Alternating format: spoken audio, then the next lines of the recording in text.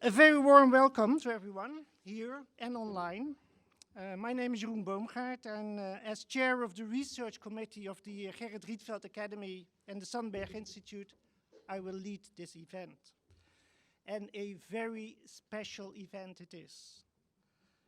What you will be witnessing today is the very first time a new title, Creator Doctus, is awarded to confirm a brand new third cycle trajectory for artists.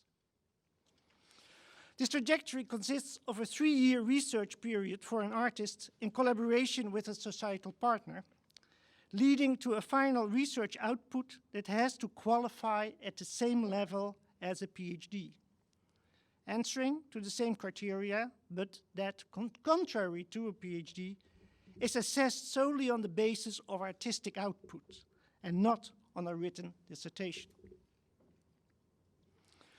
This is not the moment to go into all the details of this new model. It would take hours. But let me just tell you that it's based on an idea from the former chair of the board of Rietveld, Tijmen van Grootheest. And during several years, this new model has been discussed and elaborated with a great number of people for which we are very grateful. We discussed it many times for years. But of course, you can only test the value of a new model by trying it out. The Rietveld started a pilot, found in the Van Abbemuseum an eager partner, and selected out of 5 artists, Yael Davids as a candidate. On behalf of the Academy, I would like to say that we are extremely grateful to the Van Abbemuseum for its cooperation. We thank the Mondriaan Foundation for supporting the project. Our gratitude also goes to Cher Dorf and Nick Akins, who have been supervising the research. But most of all, we thank Yael Davids for having the courage to undertake this adventure with us. What can you expect this afternoon? First, after me, Yael will give a 10-minute introduction to her research. That is not an official presentation, but a gesture to family, friends, and a wider audience to be able to understand what it is about and to be able to follow the discussion. After that, Yael will be questioned about her research results by an international committee of experts.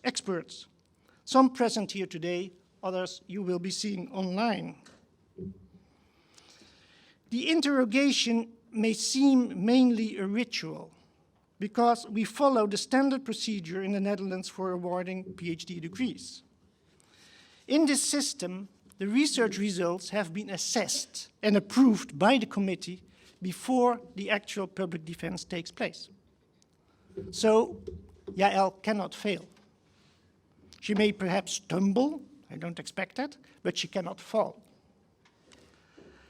That does not mean, however, that this is just a charade, a fake event. The questions of the committee are unknown to Yael, and they will very seriously test her capacity to defend the results of her research. This is a ritual. And for this very first CRD award, we have kept it fairly simple. You do not see us wearing gowns, chains, or funny hats at all. No one will enter shaking a bell to announce the end of the event. That may seem a pity, but it will allow us to put all our attention to the open and honest discussion of the first CRD results. Yael, your turn.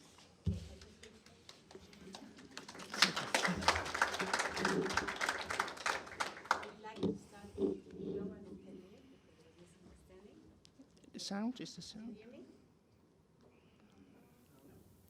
Now? Yes? Okay, I would like to start that there was misunderstanding, so it's going to be around 15 minutes. I walked toward 15 minutes. To begin, I would like to extend my,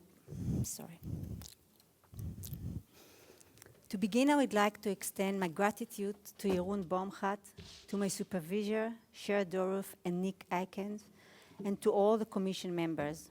Further, I wish to thank to the board of Rietveld Academie and to the entire team at Van Abbemuseum. Today is Yom Kippur. I feel confused being here, though I don't actively practice. Yom Kippur is one of my favorite Jewish ceremonies, a call for an operative retreat, mentally and physically. Yom Kippur closes and envelopes the Jewish New Year's ceremony. It is a day devoted to reflection, seeking forgiveness, and exercising gratitude. Fasting, elongating time, a discipline of cleaning and peeling oneself. Moshé Feldenkrais has a lesson in which he analyzes the generative movement of praying, common to all religions, the hand location, the head direction, the jaw, the gaze, bent knees, and more. A free translation from the lesson. People pray in all different ways to so many different gods.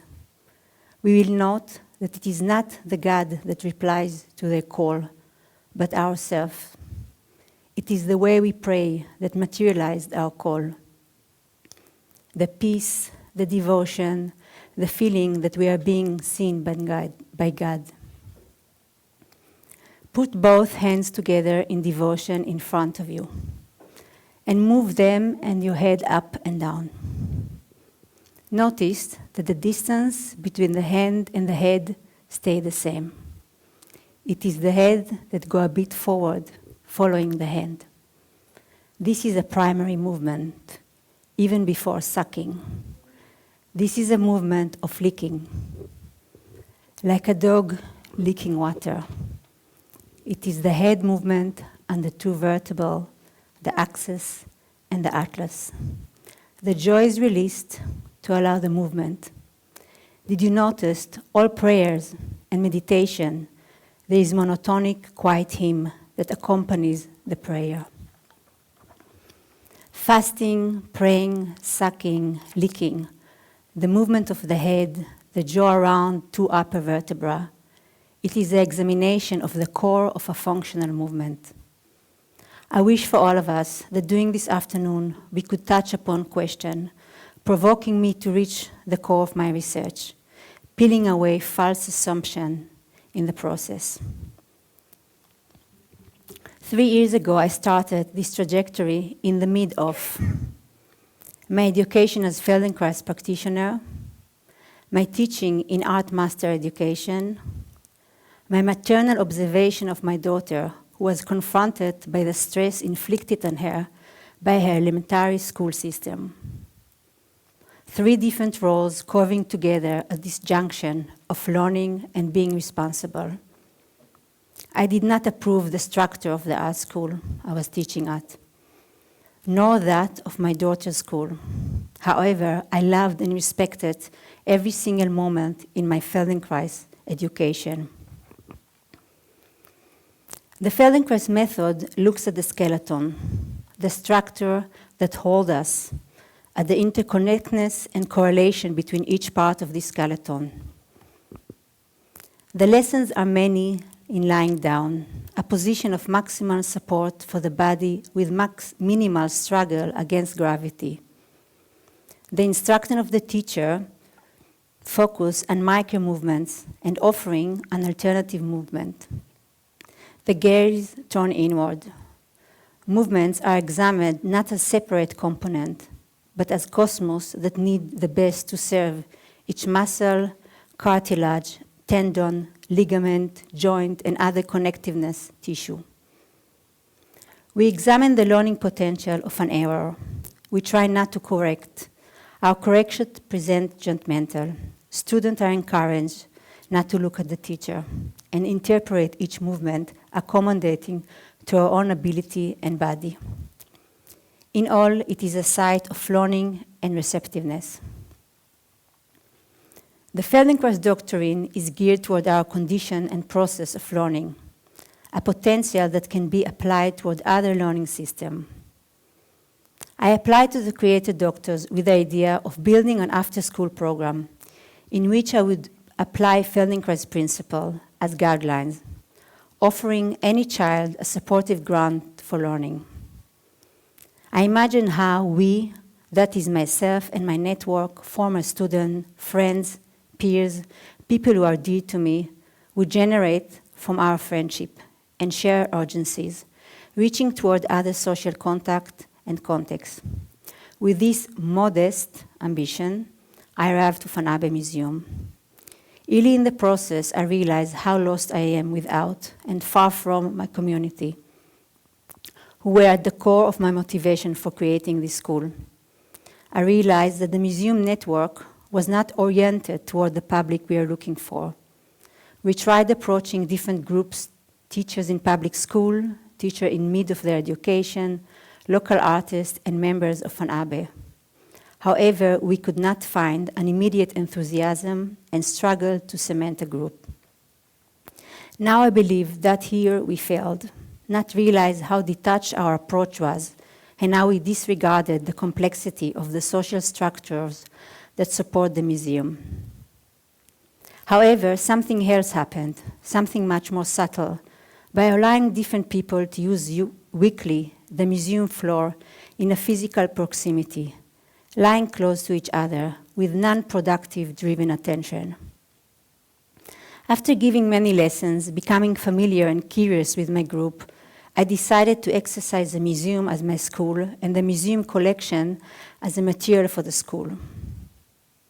The spine of the museum is a collection. There, one learns the regulations, the optimal care for supporting the body of the art object. I also realized how much familiarity, sentiment, and attachment members of my group, all Eindhoven residents, have toward the collection, and how they are longing to see their own work hanging in the museum. A sense of public domain, public property, is embedded in the collection. We started learning about the collection via Feldenkrais lessons. I wanted to change the vertical relation with the gaze, the museum narrative around the work. I wanted to bring my experience as an artist to the work, the complexity and the unclarity of the pregnancy, the laboring and the making of the work, to be with a work, to learn from it, rather than about it. We practiced few lessons with few works, and we always met after and shared feedback. During our lesson with Molly Nagy, there was the idea to make an exhibition extending the concept of the collection and the learning process. As we moved toward the making of the show, we decided to ask members of the group and few other interlocutors selected because of their closeness to my practice, to study the collection and choose work from the collection that is attached to our practice. We met in a depot where each presented their choice.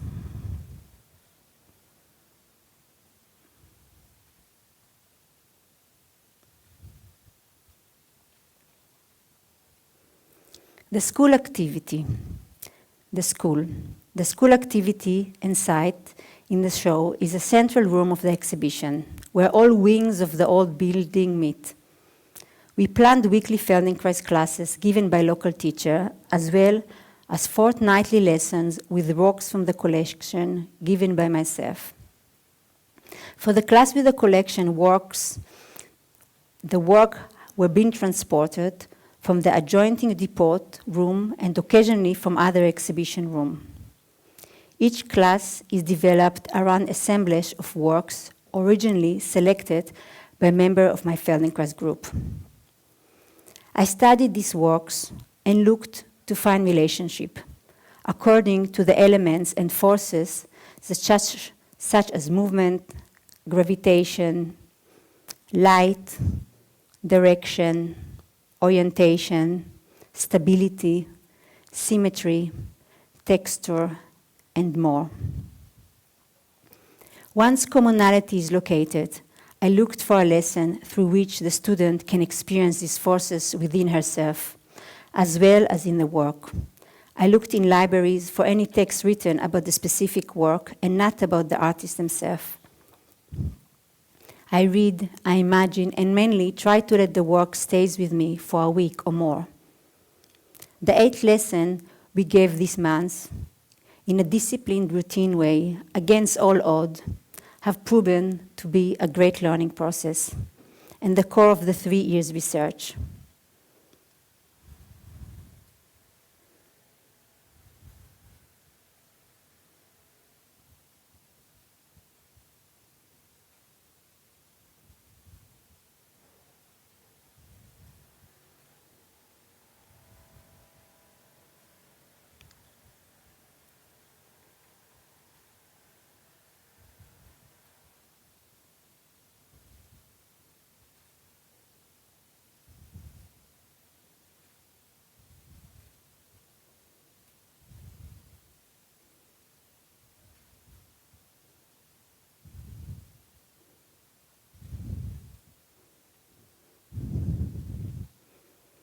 In the novel White Seed by Octavia Butler, the female protagonist, Anyan Wu, is an immortal healer. She develops her superpowers so as to survive her attackers, who realize she is different. From this weakness of being different, she creates a power. She is able to transfer and become anybody: animal, gender, race, age. In order to become the other, she needs to eat, digest, and analyze a piece of it. This operation is a deep physical exercise of observation, embodying the other. She needs to know it to the fullest in order to be it. Her mate, Doro, an immortal male entity, strengthens his power by constantly killing and taking over bodies. His superpower is motivated by a constant physical hunger to survive, to maintain control and power. He moves restlessly across the world, devoting his time to mating, breeding, creating those who will best serve and feed him. He does not dwell, does not seek to understand, but rather consumes and discards. Anyan Wu is a heroine, an immortal healer, who presents a transcendent ecology in all its complexity. She carries within her a cosmos of all that she encounters. She needs her family, her community. She needs to locate and nourish. Drawing on this fiction, I believe, we ought to respect and understand equally the body of the artwork and our own body, enabling different bodies to inhabit the collection and to continue experience with different narratives. Not to fall into habits, but rather sense thoroughly the idea of being in the difference. And how we can see commonality through it. We need a time to listen carefully to our public, yet at the same time create a structure that allows them to be more attentive. All in all, I'm talking about how to build an ecological healing system within the enclosed space of the museum. Thank you very much.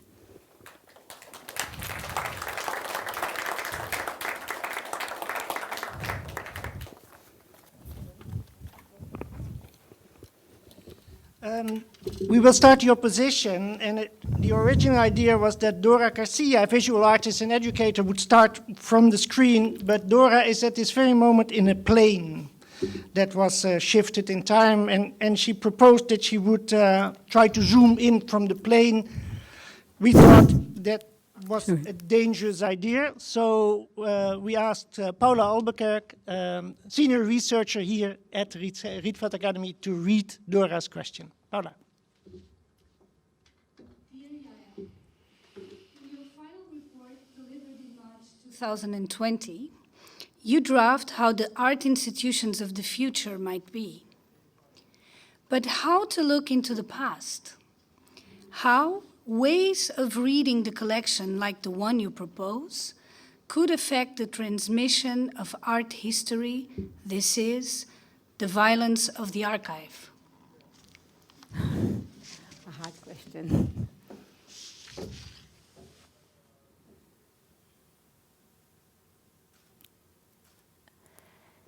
I don't know where to start. It's a big one. I mean, I wonder if you talk about the archive, the museum as an archive, or the archive of the museum, because for me it's very important. I cannot speak for Dora Garcia. But I mean, revisiting the museum, of course, I mean, it is a post-colonial, I mean, a trajectory. And I think the things that me and maybe Steven mainly encounter is really trying to see how we can change the given narrative. I think specifically Van Abbe is really working through it. I myself find it also a time problematic, that it's all very linguistic and very articulate in the words realm rather than the doing realm. And I think that's what I try to approach, a way how to bring people in. What I said, and it's very complicated, it is very complicated to bring to this area other bodies. It stays like this. I mean, my group is all mid-class white people, and this is the people who actually support the museum also. So in one way I have also respect to it, But it was incredibly difficult, and I think a project who really need to change it is taking for me a long, yeah, it's a process of more than 2 years. I would say 5 to 10 years at least. And I'm not sure this museum will look at it is now. Then it will look very different. And I ask myself also if I want to give up this concept of a museum as an isolated place to be. So yeah, I don't know if I answered it, but. Okay. The opposition will be continued by Grant Watson, curator. Grant, go ahead. Hi, Yael, can you hear me? Yes. Good, thank you for the presentation. I was thinking about the very small movements in Feldenkrais, and I was thinking about the question of scale, and particularly about the scaling up from the very focused workshops, the lessons 1 to 5, where you have 2 artworks at a group, to a large-scale exhibition across 10 galleries. And wondering, my question really is, how do you maintain the precision of your approach when you make that step to a much larger scale? With a lot of pain to start with, practically, because I think there is something.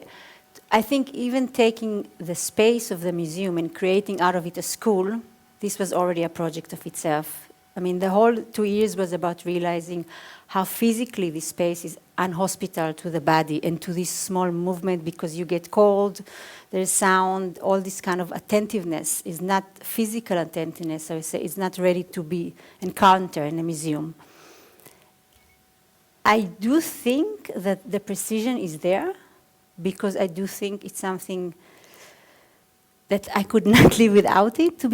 I mean, I would not open the show if it would not be that as precise as I wanted, but it cost us a lot of pain, and I think it's like, it's only because I could be there 3 years I could do it, because I knew a bit how to maneuver and to work around the museum and to not being discouraged by the system.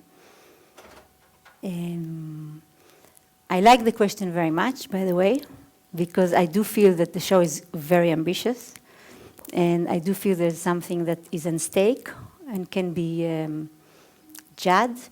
But for me, it was just very interesting to see how we can take space in the same loving and respect to the way, even whatever the history of the space, but just as a concrete material, because my love to Feldenkrais comes from the concreteness of the practice, and I thought it was a big challenge to make this show in Fanabe.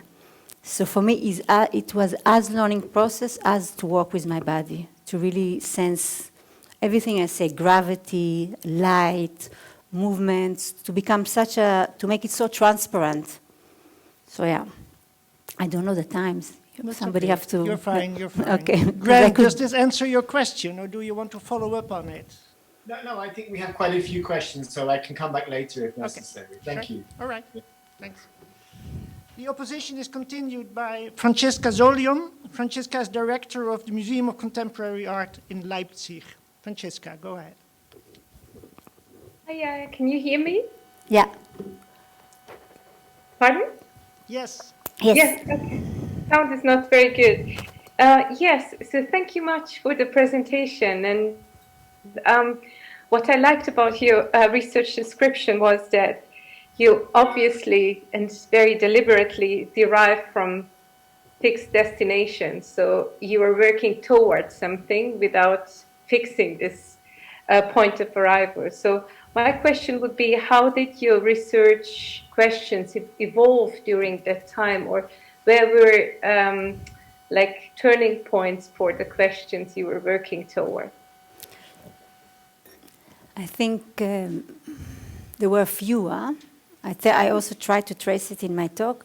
One was to realize that I'm not going to work with children, and I'm not going to be, it will not be a social context project, which I was hoping. I was really hoping to reach for different social structure. So that was my first, actually biggest, I I wouldn't say disappointed, but realization, and also realizing that I'm part of the art world, and I also have the joy from it. So it's not, maybe I wanted too quick to make this step without realizing what it's asked for myself. The other point, I think, was in relation, but it's all very concrete, my answers, especially because of the exhibition, is the relation to the museum and the relation to how it is much more difficult than I thought to really to get a control and a refinement in such a structure, and how I would say how vertical it is, in a sense that there's so many layers and so many rules and so much attachment and so much regulation, and I underestimate this, that you have to really kind of dismantle every layer. You cannot just get yes from one. Everybody have to be involved, even the cashier in order to have this really atmosphere of school or of learning. And I think this is something we're still working on with the museum, but I think for me this was also a very big, but my research was very concrete, in this sense. And then maybe the third one is the art of work, that I really struggle with making lessons with work which I had less affinity. And I realized how easy it is when I find more the physical relation in work, how easy it is to me. But when I start to realize, because there was one collection which was feministic collection, I couldn't enter it because there was no commonality except the narrative of feminism for me. So this lesson was the most difficult one. So really, this was for me also a kind of struggle. How do you mix, if it's allowed to mix in that way, and what are the propositions for mixing the work? So yeah. Yeah, thank you. You're welcome. Yes, does that answer your question, Francesca? Yeah, I mean, I'm so thankful you did this work, or you did this work together with others. It's thank you. Yes, it did answer my question. Okay. All right. The opposition is continued by Jennifer Lacey, dancer, artist, and educator. Jennifer. Hi, Yael. Hi, Jennifer. Thanks so much for this work. It's really wonderful. It's been really a pleasure to get to know it. So thank you. And I have a real long-winded question for you, which is also sort of an opportunity. It's a question to also bring in your experience, not just to answer the question. Okay, so here we go. The practice of Feldenkrais. In the practice of Feldenkrais, the well-being or preservation of the organism of the self is conceived of as a kind of continual negotiation of awareness. Never a consideration, but always a reconsideration. It's always reconsidering, bringing ourselves back. And this leads us into a gentle and continual reformulation of our proprioceptive imagination. Our bodies and our bodies are never finished. We're always bringing ourselves back.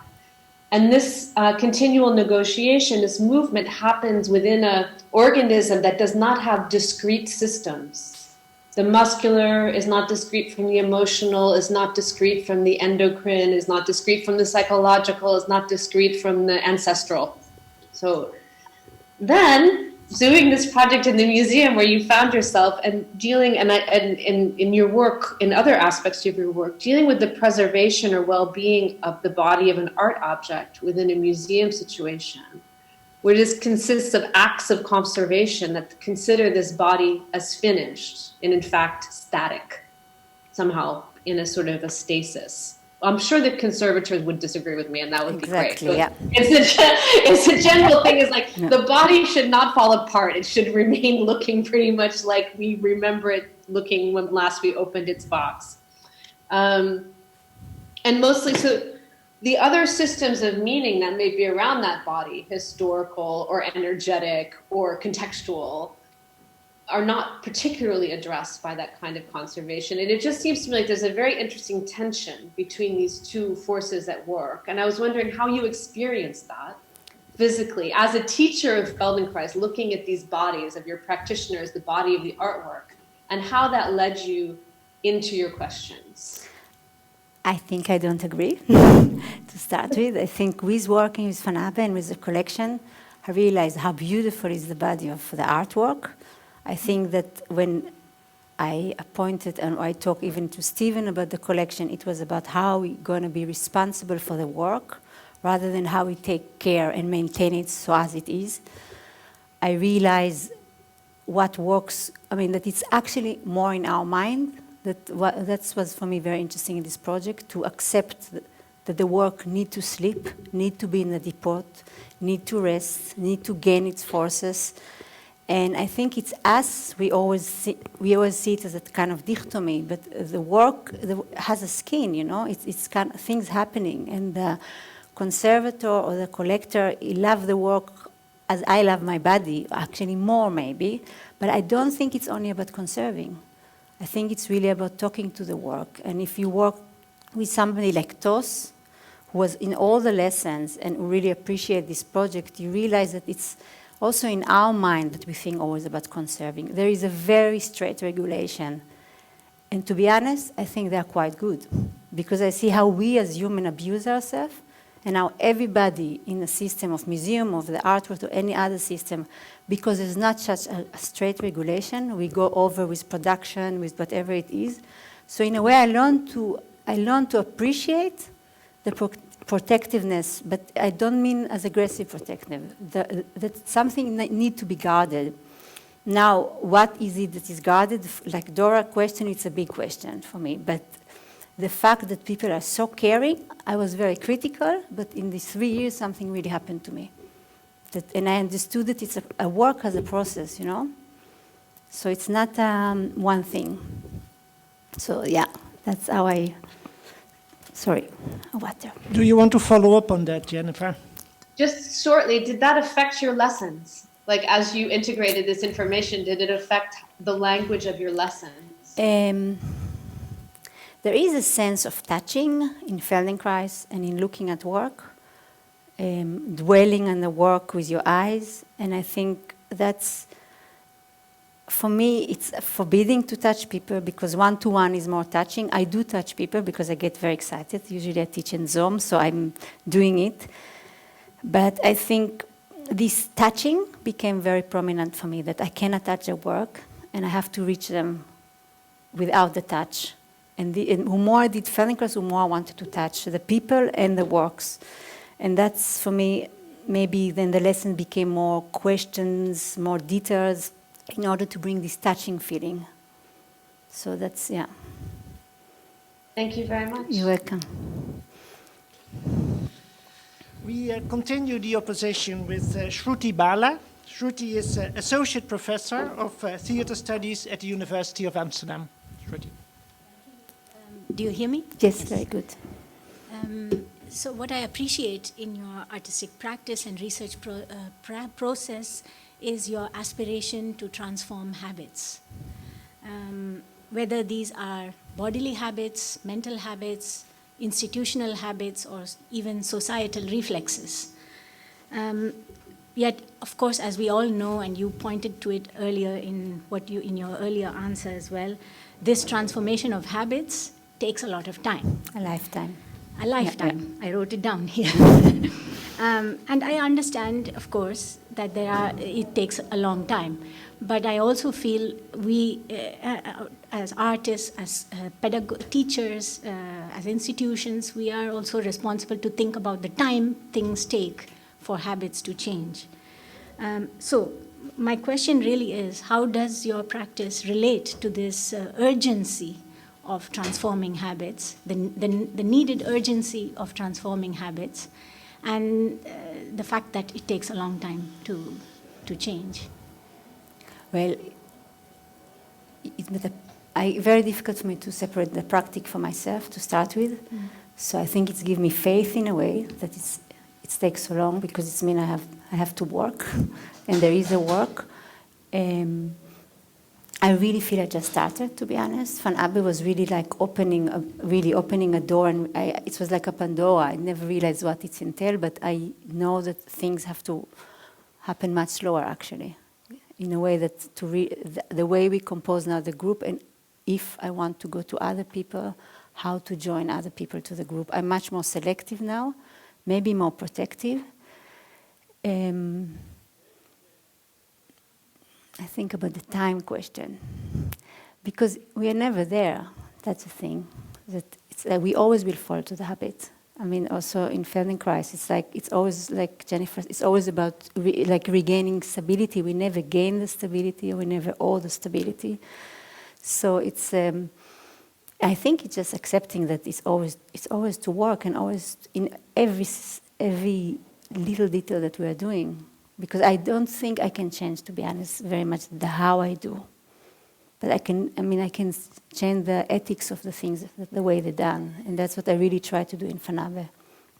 From the very, very structural thing, how I talk to people, who do I work with, who do I don't talk to actually, and support. But I still have dreams, to be able in this long time to change some things. But I don't know if it will work, of course. I don't know if I answered. Yes and no. Can I follow up immediately? Well, the impatient part of me is wondering, can't you speed certain things up? How to what? Speed certain things up. I would say refuse something, but then it's really tough, because then you don't enter some things. If I would be really being even more selective, but then I think it's also entail problems. Because one of the things, for example, I had problem with working with this system is this idea that choosing your own battles in order to speed things. I totally disagree. We have to do all the battles all the time. So for me, it's really about negotiation. What do you take on board? And actually, I realize that we have to take much more on board rather than, and do less maybe, but do everything. So maybe that's what I mean with this ecological system. Yeah. The opposition is continued by Flavia Zodam. Flavia is a senior researcher and tutor at Sandberg Institute here. Thank you, Yael. You're welcome. Thank you, Jeroen, and other members of the committee. My question is related to Feldenkrais itself as a practice, as a technique, as a body of knowledge. I noticed in my own research of this technique of Feldenkrais that there seems to be an overlap in practitioners of Feldenkrais and social justice advocates. It might seem a priori to me that Feldenkrais attracts people committed to emancipatory practices. So my question to you is, how did this process, the last 3 years, help you reflect on issues of disability and body normativity? I can just say that something I really remember, I answer maybe as an example, in Le Laboratoire, I did lessons only for women, because it was more a migrated area and it felt they need to be more protected. And there was one woman with a short leg, and I wanted to make her feel comfortable. And I saw she cannot make it, and I saw she struggled. And then I helped her, and I put something under. And the moment I did it, I knew she would never come back. She never came back. And for me, this was such a learning process. So it's really gentle, like how you help somebody, you acknowledge, but you don't help them in this way.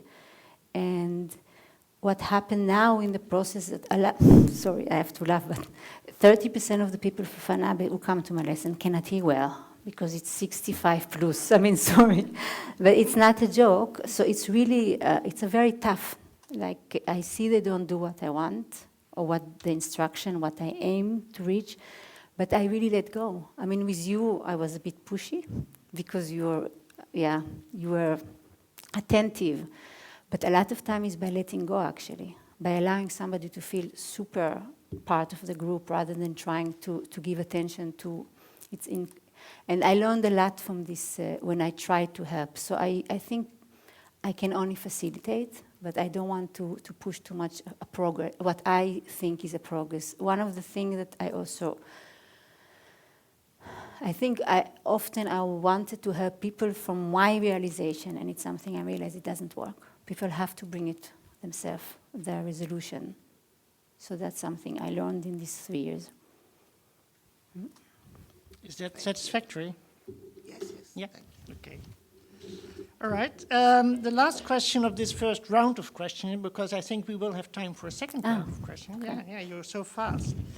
Is by Paula Albuquerque, senior researcher and coordinator of the Master of Artistic Research of the University of Amsterdam. Paula. Since we have time, I'm actually going to ask the whole question. I want to give a little bit of context. So first of all, I would like to congratulate you on your exhibition at the Van Abbemuseum, which I have visited with great pleasure and has stimulated me to rethink patterns of bodily engagement and disengagement when stepping into museal spaces to experience visual art. In addition to the first visit, I and these 2 other members of the committee experienced one of your Feldenkrais classes last Saturday.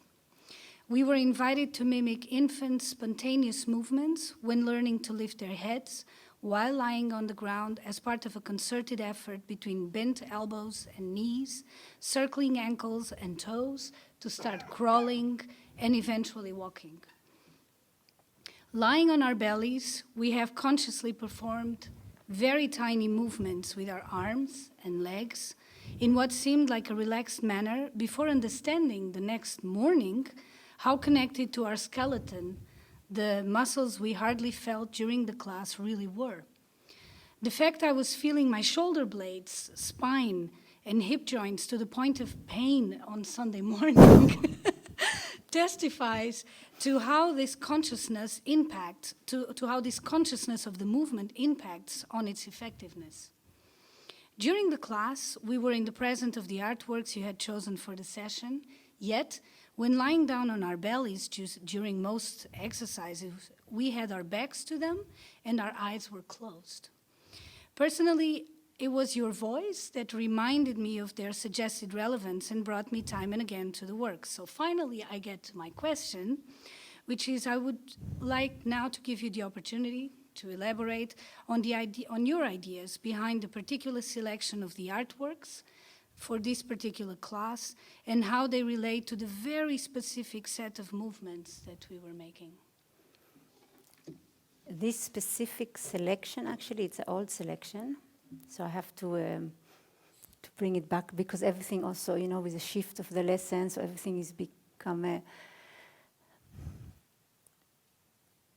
for me, it's about, if I really make it simple as possible, the visibility, like the way we are asked to look at the steps on the measurement of, sorry, I have to mention to everybody, it was Stanley Brown, 2 work, who mentioned the steps, and 2 work from Bruce Nauman, one quite dark, opaque, I can't say it. And you could see if you really look into a space in it, and then another one with visibility, which you hardly could see the visibility. For me, this a little bit of kind of key for my exhibition also, how we, what is in the visibility, which is much more a physical sort of activity. So in Stanley Brown, it's the way that you know he's walking. You know, he has in a way, a very physical practice, but he's never there in the image. He's taking care not to be there. So there's a lot of activity in taking things out of the image. Yeah. Bruce Nauman, I choose these to work because I found them very conceptual and not so typical for him in a sense that there is a visibility, which I said, which is marked, but also the one that you see, you can hardly see through the work. What I wanted to bring in this lesson is 2 ways of making image. One which was much physical for me, and it's a sense when you lie on the stomach, and there is a kind of imprint of the body. And that's what I felt more with Bruce Nauman, this touching. And the other one is a more conceptual image, which is toward the idea or the thought that you know somebody was there, or when you write visibility and there's anything, so the visibility is the imagination almost, and that's why the legs were behind. In this specific lesson, it's a basic for walking. The frustration, the need to push and to move forward from a not an optimal condition with something any child experience, hopefully, if it's a healthy child. And I thought in this matter, it Bruce Nauman have a lot of work when he's walking and testing in his studio, but that was only on my back, but in regard to Stanley Brown for his walking. And these are the only two male in my exhibition. So it was very important to me to have these works of these two male in the exhibition. And they relate very much to other works in the exhibition. I don't know if I answered. No, you did. You did. I was hoping you would bring the what you actually told us in the moment of the imprint and the Bruce Nauman work, and so. Yeah, when I do this lesson, I can talk about personal feeling. It's just very uncomfortable. There's too much contact. There's unwelcoming contact. The face and the floor, it's not a nice contact. And being on the stomach, it's not a nice and I mean, the lesson a week before I did, I also talk about this idea of, it's very political. If you see images of prisoner, of refugee, it's always on the stomach. You cannot look. So there is something incredible, uncomfortable, but also it's a kind of, it's a quotation in a way. And that is the rubbing and the scrubbing, because you don't want to stay there. And you cannot just fly. So you have to go through scrubbing and rubbing and through dirt and filth. And that's why I talked about William L. Pop. And then there's this very sterile image that we as artists make. It's the imagination. I call it sterile. It's not. Imagination can be very erotic. But in these two works, I find quite sterile. And in my exhibition, it's also rather sterile. Thank you. Okay. We have time for more questions. Maybe, Paula, because you're talking already, can you read Dora Garcia's second question? I'm changing my hat again today. I think I never answered the first one. That's a little bit my feeling of Dora. Maybe Properly. you can try to relate it. Not really. No, I mean, maybe I should come back to it in a way. I feel a bit discomfort. I didn't answer it properly.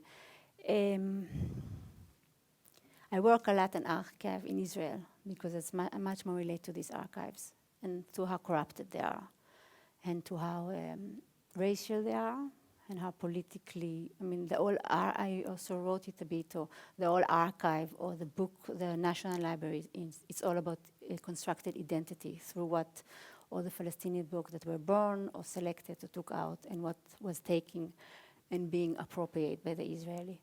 So this is a work I used to do. And in a way, with this practice, and even though I'm entering the museum, I really try to do something else. I got tired of being so critical. I got tired of reflecting always. I felt, and that's why my daughter was very meaningful, I felt that I want to build something. I want to try and construct something rather than, I couldn't anymore go back to the archive. I felt I don't do much. I mean, I do a lot, but I'm rendering something. So in a way, maybe deliberately, even in Fanabe, I decided not to take this discourse because I wanted to try to see if I can make something else.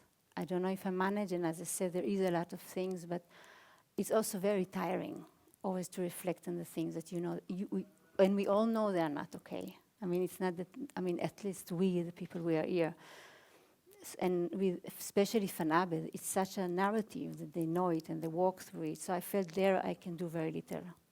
So actually in Fanabe, I was more attached to the people, to see how hard they work and how, like the whole system there, the whole organized or disorganized system, and how in a way more feministic, I would say, rather than colonial, like how, how layered it is and what's going on.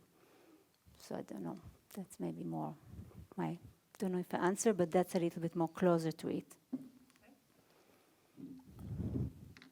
Do you want to read the second question? I do. So Dora Garcia's second question is, a fascinating subject that is suggested but only lightly touched upon is the question of labor in art institutions. So far, museums have a terrible record when dealing with performance body labor. So the question is, how much would you welcome a political reading of the presence of bodies in the museum? I think this whole project was about this, was about me not wanting to perform anymore in a personal way. not agreeing to the condition of performance and trying to change the grammar, trying to be the teacher and to give something else. I think the system is horrible. I don't have to say it. I mean, but I don't think it's only performance artists. I think that most of the system and this system, it's just not. It's inclined to shift the gaze from what is the thing that really matter, from the people who really work. I cannot say enough, about it. But I think it was a lot of in the back and in the front of this project. And it is so that I found myself in the same problem as a performer, also in what I did now. So the whole system is not really, is not built to support us. It's like, and it's not only the museum system. It's very simple. We have to fight it ourselves. And I think we are. I'm becoming very political, but we are helping the system by not setting our limits, by just going with this. So I think that's where slightly my frustration with myself, but with all of us, that we are, So, yeah. I agree. Thank you. Grant, do you have a second question?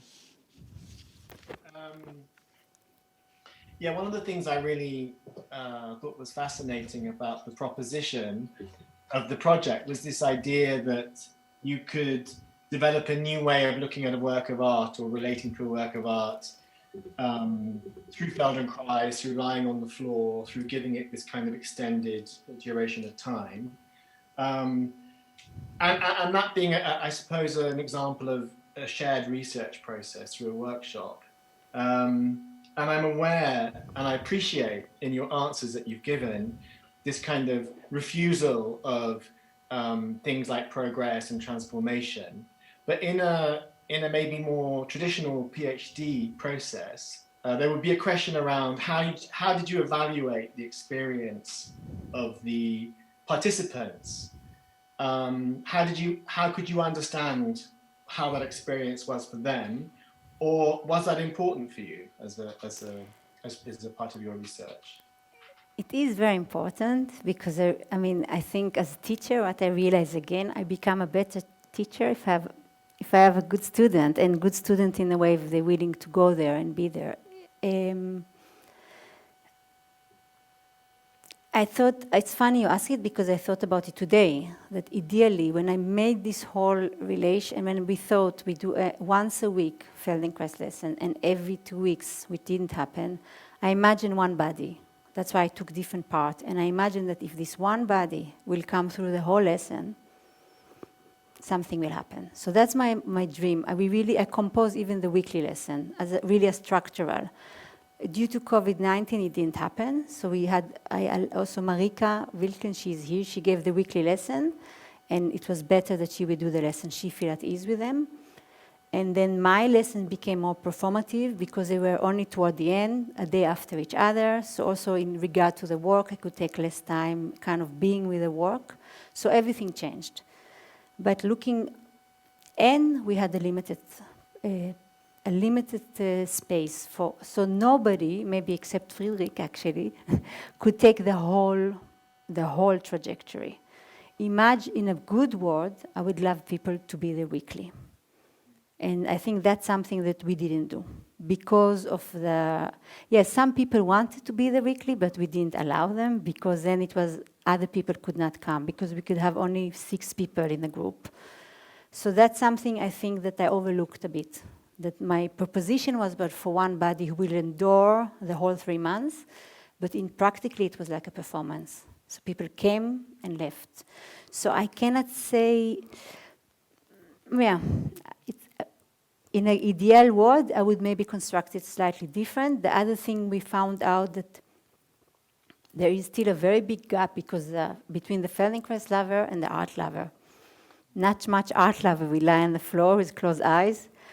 And few of the Feldenkrais people who came were not so interested to talk about the work.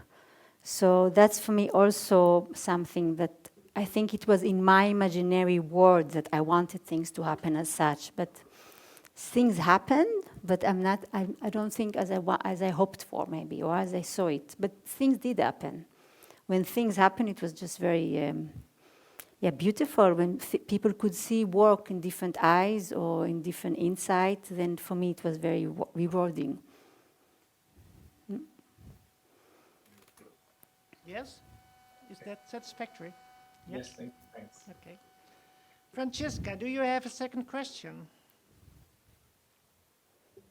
Yes. Ah. So I was wondering whether or not you thought about other places or other contexts where you could still evolve this practice, maybe as a regular gathering with no precise beginning and end, where there could be this intimate relation to works of art that are public goods, maybe? Like, what would that be, or where would that be?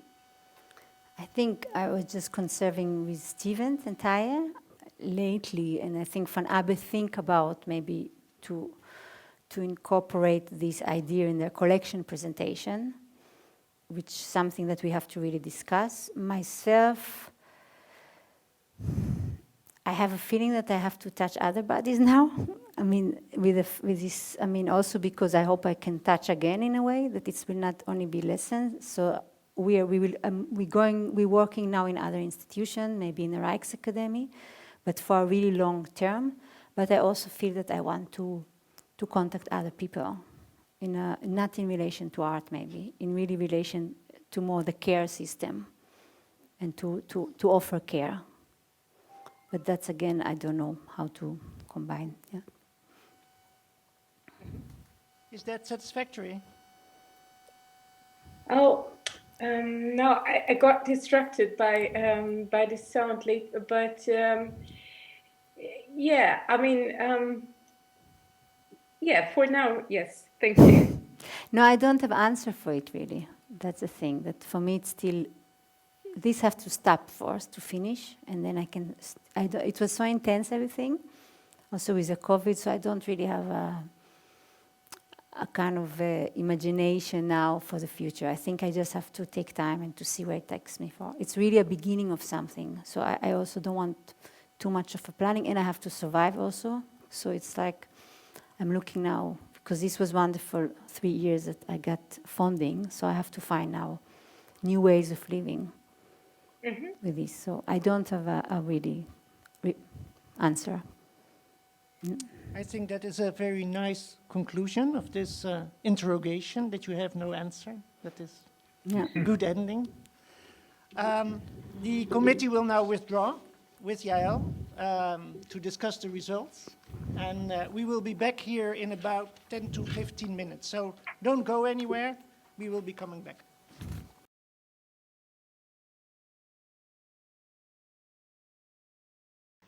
So Yael Davids, you have fulfilled all the obligations that belong to the Creator Doctus trajectory.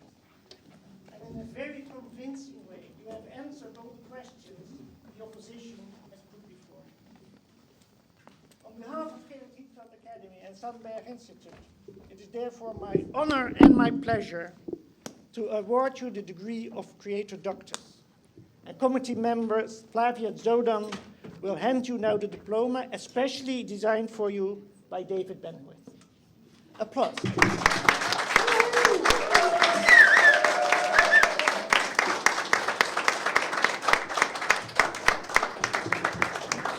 There will now be a laudatio by both supervisors, Cher Dorff and Nick Akins.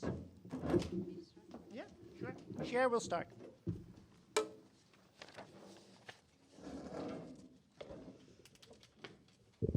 Yael. Yael, as you know, I'm in one of your Tuesday morning Feldenkrais group lessons.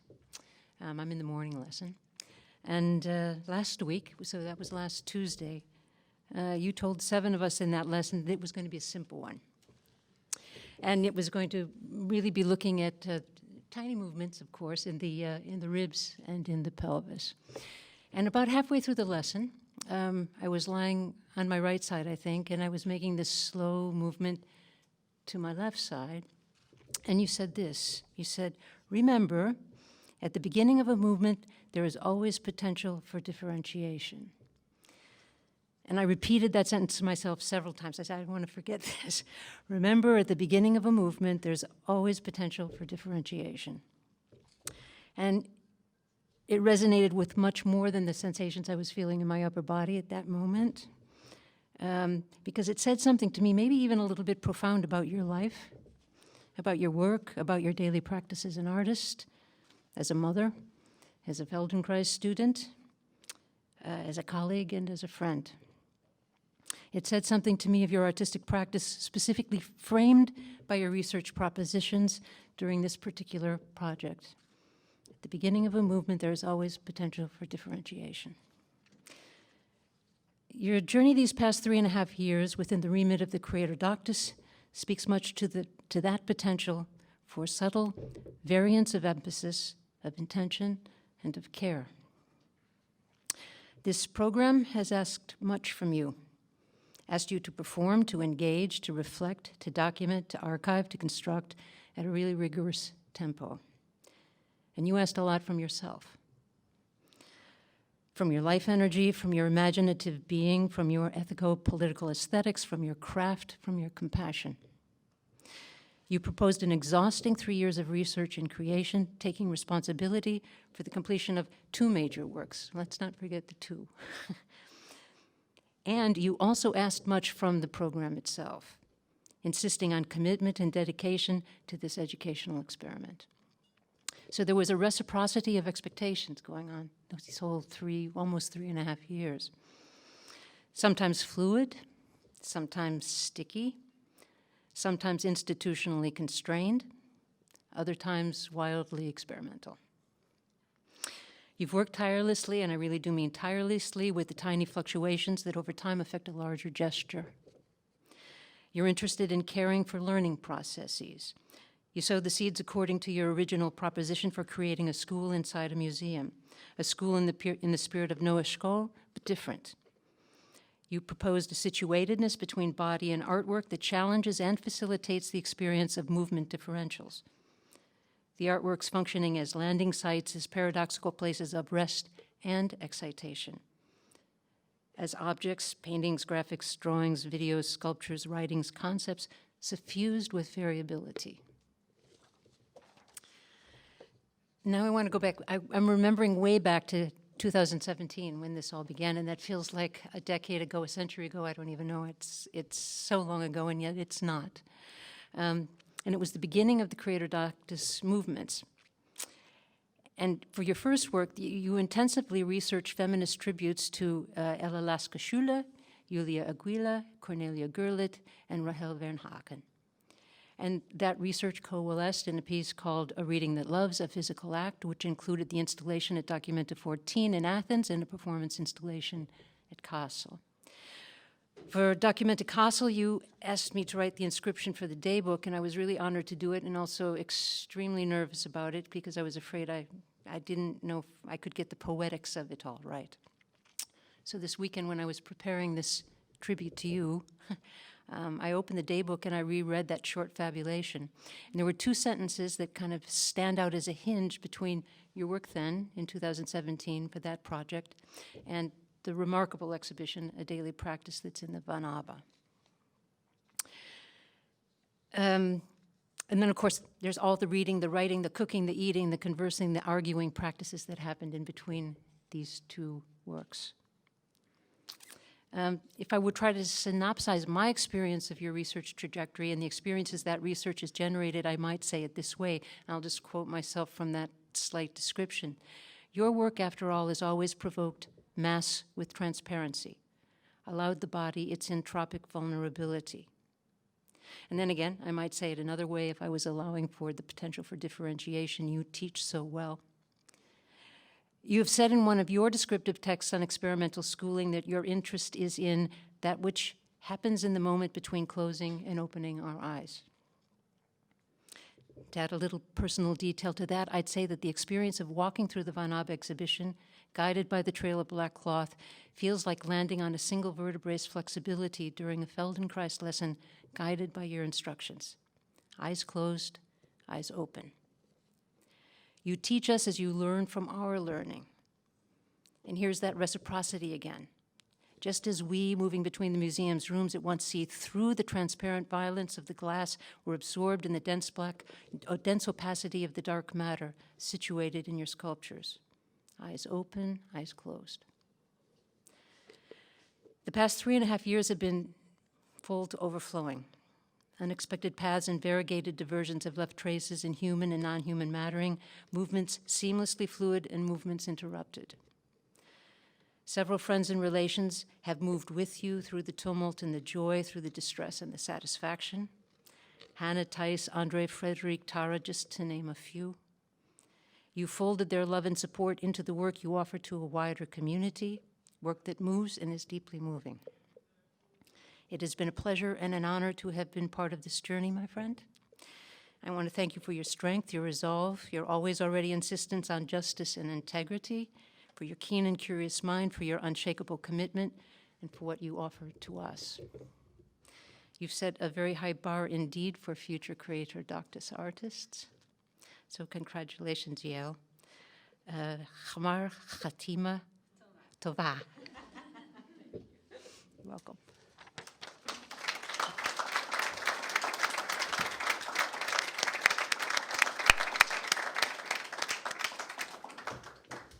Nick, it's your turn.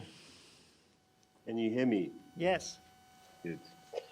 Dear Yael, firstly, I'm so sorry not to be there with you today. And I want to say a huge congratulations, not only for this whole process, but particularly for today. Across Zoom, across the formalities of a adapted ceremony for a different purpose for this first CRD, you've managed to, as you always have, show integrity to the work, the research process, the people, the complexities of what you've been figuring out as you've been going along. So a huge congratulations, not only for the whole work, but for bringing the project alive today through this very formal process. What to say after 3 years of the CRD? I remember very clearly listening to your proposal for the trajectory in 2016. I think you were on Skype from I don't know where, and there were a bunch of us men sitting in a room listening to you. Alongside a reading that loves a physical act, the project that you would go on to present at Documenta 14 was the wish to create a school that had the principles of Feldenkrais at its core. The thrust from the perspective of your practice was clear: to adapt through the principles and techniques of Feldenkrais through a process of learning with others. The original idea was for a school with children, as you discussed today. The school that materialized and in which you gave the last class on Saturday with works by Stanley Brown and Bruce Nauman was a different type of school. But in its principles, you remained remarkably close to the original idea. A school in which your art practice, your own and the work of others, the principle of Feldenkrais, the space of the museum, and a public become interlaced, generating processes of learning and self-understanding that shift, sometimes only by the smallest of measurements, the different component parts. Listening to that original proposal, we, myself and my colleague, Steven Tintire, has been so important for this trajectory. We're thinking what it might mean for the museum to work with an artist researcher over 3 years. We were drawn to a daily practice precisely because we were not sure where it might lead. We were drawn to the ideas and sentiment behind the proposal, the potential to learn with different disciplines and formats, to put forward other types of learning premised on self-awareness and self-understanding. After Documenta, when the project turned to the Van Abbe, we began simply. Every Tuesday morning, you got on a train to come to Eindhoven to lead a Feldenkrais class. At 10 a.m., Steven, myself, Jenneke, Willy, Cecile, Toos, Monique, Marijke, and many others lay on the floor of the museum. We closed our eyes. We listened to your instructions and moved. Those early classes and what they brought of adjusting daily routines, of interrupting habits and becoming attuned to our movements within our own bodies, alongside one another, and within the museum and the art it holds, have permeated and resonated within the different aspects of a daily practice ever since. It has been a trajectory that has truly been led by and through practice. Whilst this CRD track has gone through many permutations, many adjustments, from the first proposal through a reading that loves to the weekly classes, the first experiments is with practicing Feldenkrais with works from the collection, to realizing a hugely ambitious exhibition with the school at its center. What stays with me as both supervisor and eventual collaborator is the continual process of learning that has driven this process. Learning what it meant to practice Feldenkrais with the museum, to bring it into conversation with your work, learning the museum as collection, its artworks, its building, its people, its processes, learning with other practices, learning to practice together, to work differently, learning, as you said today, not to choose to battles, but to fight all of them by choosing to do less. So if I dare to summarize what you have done with the daily practice, it is to initiate a trajectory of learning for yourself and your work, the people you collaborate with, the institution that hosted you, and the publics that have encountered the project. That's a remarkable achievement and one that shouldn't be taken lightly. Over 3 years, I think it's easy to conclude that your practice has been transformed by the CRD, not in a sense of progress towards a fixed point, but as a necessarily ongoing, unfinished, and as you said today, lifelong process of transformation. We can also say that many of the people and practices that you have learnt with along the way at the Abbemuseum, the bodies that became pluralized, to borrow your language, and by inference the institution itself, have been prompted or have undertaken processes of change through the processes of learning that a daily practices entailed. That this has taken place is testament to your extraordinary commitment and the integrity within which you have approached the trajectory. So Yael, I want to say thank you for the last 3 years. As an artist, as a collaborator, and now as a friend. It has been a remarkable journey to embark on, and one that will stay with us for a long time. I also want to acknowledge publicly that the past 6 months have been a huge challenge. We were 1 week installing the exhibition when we had to literally put down works, return them to the depot and stop. And the huge changes that that all parts of the project had to go on. Challenges that myself and the museum have not always been able to meet in relation to your project. But the patience, the grace, and the optimism with which you have approached it have been truly inspiring, so thank you. And I think what is even more inspiring is to think how your own daily practice might evolve from here. How the process of learning that you first proposed in 2016 will continue. I have no doubt it will be a hugely rewarding process for everyone involved. Thank you and congratulations.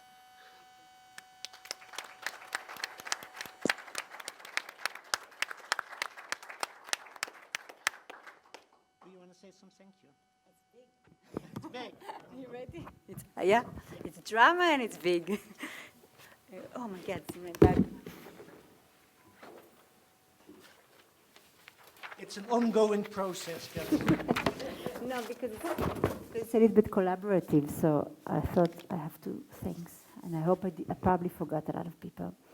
I would like to take a moment to thank my mother, who loved me dearly, and through whom I saw the complexity of the soul, how the soul observes all social violence and injustice, and the work one needs to make in order to not to inflict it upon others.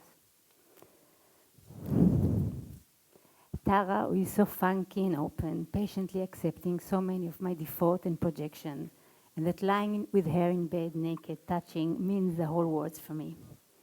Andre, who loves us both so and cares for us, and that each details in this process and each work in the show went through his incredible intelligence and crafty hands. My boss sister, for nourishing a sense of home and roots, Even though they live in a place I know I will never be able to root it in again. My father for being a silently loud, stubborn donkey who practices life in a meticulous ways, an activist who does not know he isn't such. Nick for this beautiful, rich collaboration, for his long, painful spagats with the museum, sprouting from his immense faith in the practice, for his love, creativity, and devotion for this project, and for being a great student. Friedrich, who does not allow me to indulge in pretentiousness, who was there with her incredible support and criticality in all lessons and in the text, writing and making of in the show, and for being a great student. Stephen, for being such an avid, committed student, and for his inspiration helping us navigate the massive structure of the museum. Tos, for being an artist in the museum, for working against all odds making the collection appearing in our school, and for the unlimited support. Hannah, for incredible delicateness and intelligence, who helps me to project my complexity into the world through conversing, writing, and supporting the practice.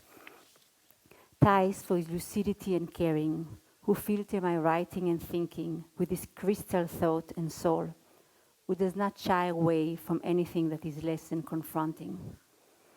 Cher, for being so fucking smart and sharp, believing and caring, and for being a great performer and a collaborating, and for that we both know without you I will not be here. Lotus, who is so brilliantly with making images, who helps me to emerge through material, finding a form, who is there with love and faith. Linda, for being so unpretentious, so vividly alive and truthful, and inspiring in making with her the most beautiful books ever. Taisha, for being a great performer and a friend. Willie and Yannicka, for being great student and supporter of the project. Mo and Ruti, for the support in the Noah Eshkol Foundation and for the project. Trust and generosity. Willie and Bert, for taking care of me when I slept over in Eindhoven. Monique and Marika, for the Feldenkrais support and spirit. All my students for helping me becoming a teacher. To my very best friends that I cannot start naming them, who are not here so far yet so close. And for all those who have forgotten to mention, thank you and forgive me. Thank you.